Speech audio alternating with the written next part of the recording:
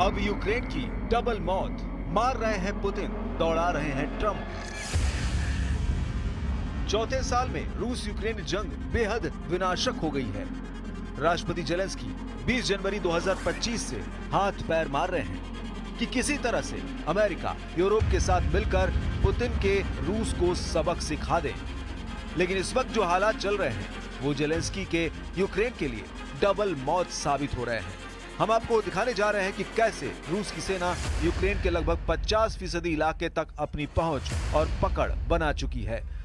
हम आपको यह भी दिखाने जा रहे हैं कि राष्ट्रपति ट्रंप ने क्यों जेलेंस्की से 15 घंटे पहले कह दिया है कि यूक्रेन पर बहुत बड़ी मुसीबत आने वाली है। क्या पुतिन ने ट्रंप को पूरे यूक्रेन पर कब्जा का प्लान बता दिया है? क्या इसीलिए राष्ट्रपति जेलेंस्की ने अब राष्ट्रपति ट्रंप को धमकी दी है कि अगर अमेरिका ने पुतिन की हर बात मानी तो फिर अमेरिका और यूक्रेन के बीच होने वाली दुर्लभ खनिज डील रद्द हो सकती है?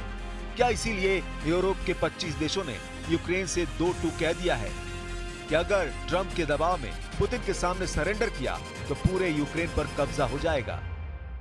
क्या इसीलिए France, Britain, Germany, Poland, Latvia, Estonia और लिथुआनिया ने अपने 72 दिन का वॉर प्लान बना लिया है? 170 घंटे में 1000 ड्रोन से हमले, खून के आंसू रोए जेलेंस्की। यूक्रेन पर पिछले 12 घंटे में हुए खूनी हमलों ने जेलेंस्की की चीखें निकाल दी हैं।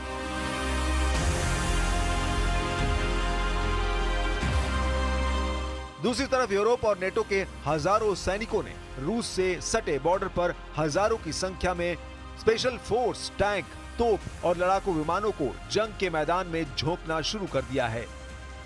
अब तस्वीरों को देखिए और अंदाजा लगाइए कि अगर यूक्रेन के साथ साथ नेटो और यूरोप की सेना रूस पर हमला कर देती है, जिसकी संभावना काफी ज्यादा हो चुकी है, तो फिर युद्ध कितना विनाशक हो जाएगा। लगभग 2000 किलोमीटर में रूसी सेना को नेटो और यूरोप के कम से कम 6 देशों से सीधी जंग करनी पड़ेगी। यही वजह है कि अब रूस ने सीज फायर की आड़ में यूक्रेन के पूर्वी और दक्षिणी इलाकों पर बेइंतहा हमले शुरू कर दिए हैं। खास तौर से खार्किव में तो चिथड़े उड़ाकर रख दिए हैं। यूक्रेनी सैन्य ठिकाने तबाह हो चुके हैं, इमारतें धू धू कर जल रही हैं। जरा देखिए रूस ने 170 घंटे में ही पूर्वी और दक्षिणी यूक्रेन को कैसे भस्म कर डाला है। पुतिन के रूस ने जिस तरह के हमले यूक्रेन पर 170 घंटे या कहें एक हफ्ते से ज्यादा वक्त में किए हैं, उसने राष्ट्रपति ट्रंप और नेटो चीफ मार्क रूटे के होश उड़ा दिए। खुद यूक्रेन के राष्ट्रपति जेलेंस्की ने पुतिन पर भड़कते हुए कहा है कि रूसी सेना पिछले हफ्ते 1000 से ज्यादा ड्रोन यूक्रेनी इलाकों पर दागे हैं। खार्किव क्षेत्र के गवर्नर ओले सिबिहोनोव ने तो ये भी दावा किया है कि रात को कुपियांस्क शहर पर रूसी मिसाइल हमलों में दर्जनों लोग मारे गए हैं। यहाँ तक कि रूस ने यूक्रेन के कब्रिस्तानों पर भी बम बरसा दिए हैं। वहीं रूसी रक्षा मंत्रालय का दावा है कि उसके एयर डिफेंस सिस्टम ने रात भर में 66 यूक्रेनी ड्रोन नष्ट कर दिए हैं, जिनमें से लगभग सभी को ब्रांस्क और कलुगा क्षेत्रों में गिराया गया। रूसी रक्षा मंत्रालय का यह भी दावा है कि पूर्वी डोनेत्स्क क्षेत्र में ज़पोरिज़िया गांव को आजाद करा लिया गया है। इसके अलावा निप्रोपेट्रोवस्क क्षेत्र पर रूस का पूरी तरह से कंट्रोल हो चुका है। Сьогодні була також окрема і детальна доповідь міністра оборони України Рустема Умєрова, зокрема щодо пакетів підтримки від партнерів. Є хороші нові домовленості, є також розуміння, що вже у квітні має відбутись і нова зустріч в форматі 10 घंटे में ट्रंप के 2 बयान, पुतिन के खौफ में ट्रंप। पिछले 7 दिनों के अंदर ही रूस ने मिसाइलों से अंधाधुंध हमले करके ट्रंप के उस भरोसे को भी तोड़ दिया है जो पुतिन ने 90 मिनट की फोन वार्ता के दौरान ट्रंप से किया था। हालात ये हैं कि ट्रंप न चाहते हुए भी पुतिन के हर हमलों पर आंखें मूंदे बैठे हैं। अब हताश और बेबस ट्रंप का इसी से अंदाजा लगा सकते हैं कि ट्रंप ने पुतिन के रूस पर 10 घंटे के अंदर ऐसे 2 बयान दिए हैं जिसने जेलेंस्की के होश फाख्ता कर दिए हैं। जरा देखिए। अमेरिका के राष्ट्रपति डोनाल्ड ट्रंप से इस वक्त यूक्रेन के साथ साथ यूरोपीय देश बेहद नाराज हैं। इसकी वजह यह है कि पिछले 7 दिनों से यूक्रेन पर रूस के भीषण हमले से ट्रंप बेहद नाराज बताए जा रहे थे। इसी को लेकर ट्रंप ने पुतिन को धमकी दी थी कि अगर रूस ने सीज फायर की शर्तों का उल्लंघन जारी रखा तो अमेरिका रूस के तेल और गैस पर 25 से 50% तक टैरिफ लगा सकता है और साथ ही रूस पर गंभीर आर्थिक प्रतिबंध भी लगा सकता है। ट्रंप की धमकी के बाद जैसे ही पुतिन और रूस ने अपना परमाणु तेवर दिखाया, ट्रंप की सिट्टी पिट्टी गुम हो गई। जो ट्रंप रूस को धमकी दे रहे थे वो अब जेलेंस्की को धमकाने लगे हैं। अब ट्रंप ने जेलेंस्की से कह दिया है कि अगर यूक्रेन दुर्लभ खनिज डील से पीछे हटा तो यूक्रेन के लिए बहुत बहुत बुरा साबित होगा। ट्रंप ने जेलेंस्की पर सख्त शब्दों का इस्तेमाल करते हुए कहा कि मैं देख रहा हूं कि वो दुर्लभ खनिज सौदे से पीछे हटने की कोशिश कर रहा है। अगर वो ऐसा करता है तो उसे बहुत बड़ी समस्याओं का सामना करना पड़ेगा।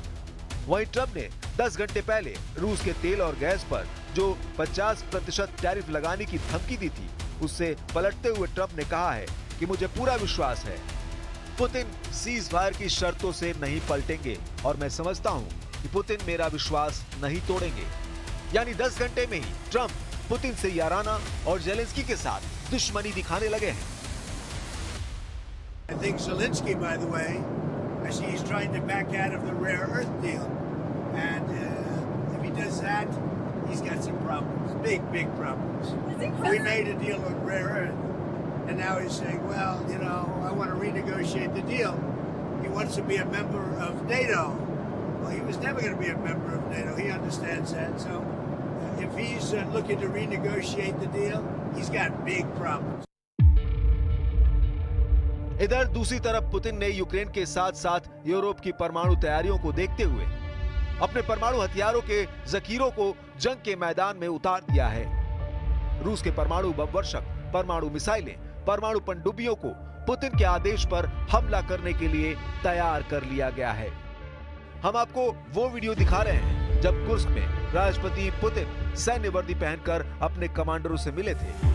12 मार्च 2025 के इस वीडियो में उस वक्त राष्ट्रपति पुतिन ने साफ कह दिया था कि कुर्स्क से बचकर एक भी यूक्रेनी और भाड़े के सैनिक और अफसर न जाने पाए। इस मीटिंग में उस वक्त राष्ट्रपति पुतिन के सामने मौजूद थे रूसी सेना के chief of staff general Valery Gerasimov, जिन्होंने जो दावे किए वो आपको भी हैरान कर देंगे।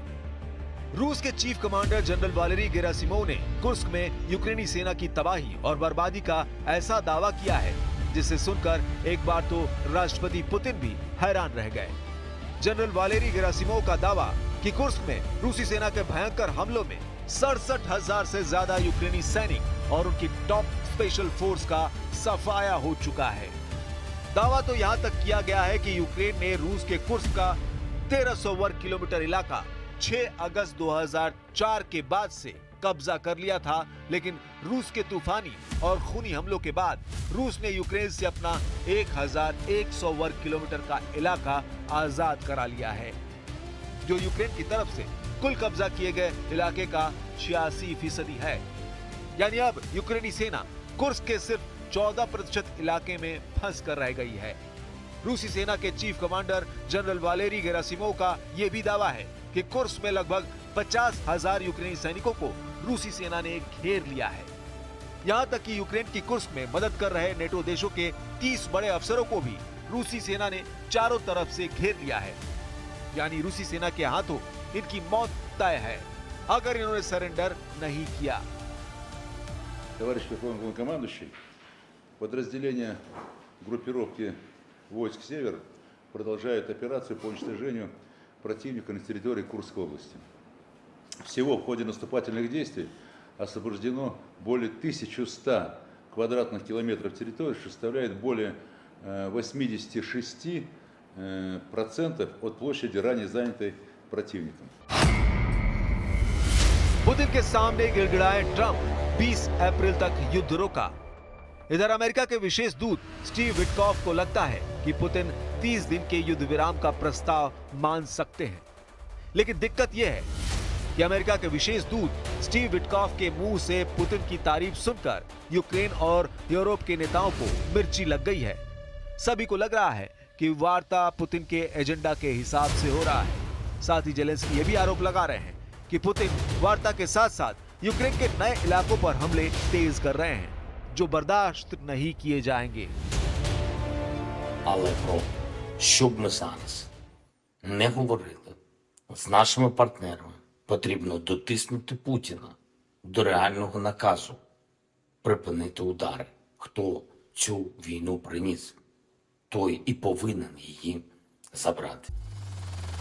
इधर रूसी सरकारी मीडिया के मुताबिक मॉस्को डेलीगेशन ने रियाद में ऐसा बयान दिया था जो साबित करता है कि रूस किसी के दबाव में आने वाले नहीं हैं। क्रेमलिन के प्रवक्ता दिमित्री पेस्कोव ने दो टूक कहा है कि जल्द समाधान की उम्मीदों को कम करके आंका जाए। बातचीत अभी शुरू ही हुई है और कठिन वार्ता और शांति के लिए लंबा सफर तय करना होगा। क्रेमलिन के प्रवक्ता दिमित्री पेस्कोव ने रूसी सरकारी टीवी से कहा कि जल्द चमत्कार की उम्मीद बिल्कुल ना करें। उधर ब्लूमबर्ग ने सऊदी अरब के रियाद में चल रही शांति वार्ता पर छापी अपनी रिपोर्ट में दावा किया है।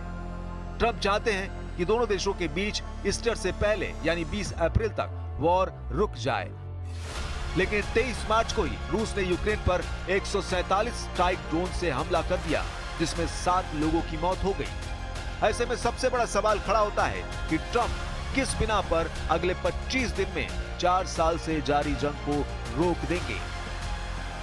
Зараз, після минулої зустрічі в Саудівській Аравії у Джеді, абсолютно всім світі зрозуміло, що Росія єдина, хто затягує цю війну. Єдина, хто її сюди приніс і кому треба її продовжувати.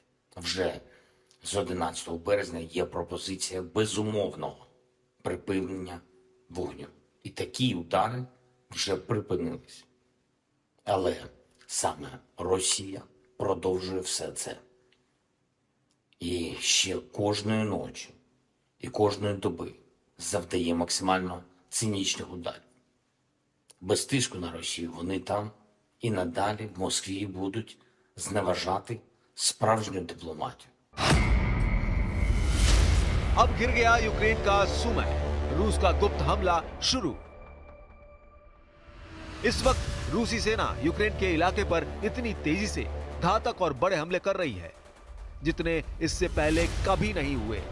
रूसी टैंक, तोप, मिसाइलें, आत्मघाती ड्रोन और पैदल सेना ने यूक्रेन के पूर्वी, दक्षिणी और उत्तरी इलाके में भयंकर हमले शुरू कर दिए हैं।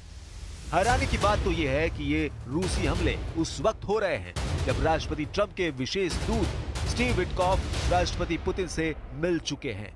और ट्रंप के विशेष दूत स्टीव विटकॉफ ने दावा किया है कि पुतिन युद्ध रोकने के लिए तैयार है, लेकिन इन दावों के ठीक उलट राष्ट्रपति पुतिन अपनी सेना को ऑर्डर दे चुके हैं कि कुर्स्क के बाद अब यूक्रेन के सूबे पर पूरी तरह से कब्जा कर लो।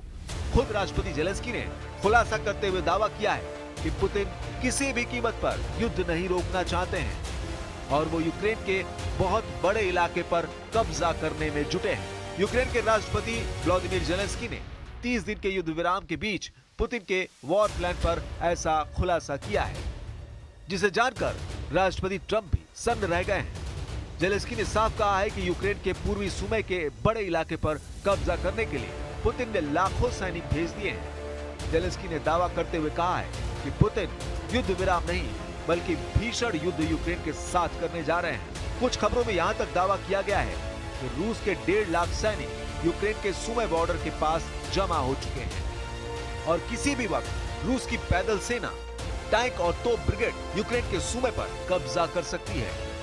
जेलेंस्की ने यहाँ तक दावा किया है कि रूसी सेना ने कुर्स्क इलाके में भयंकर तबाही मचाई है और इस वक्त यूक्रेन के हजारों सैनिक बहुत कठिन परिस्थितियों से गुजर रहे हैं।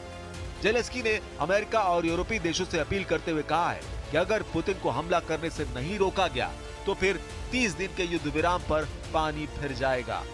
हालांकि राष्ट्रपति ट्रंप को लगता है कि पुतिन और उनके बीच वार्ता से युद्ध रुक सकता है। अब ऐसे हालात में बिल्कुल साफ है कि पुतिन न तो यूक्रेन पर हमले रोकेंगे, न ही ट्रंप की बातों को मानेंगे। अब देखना होगा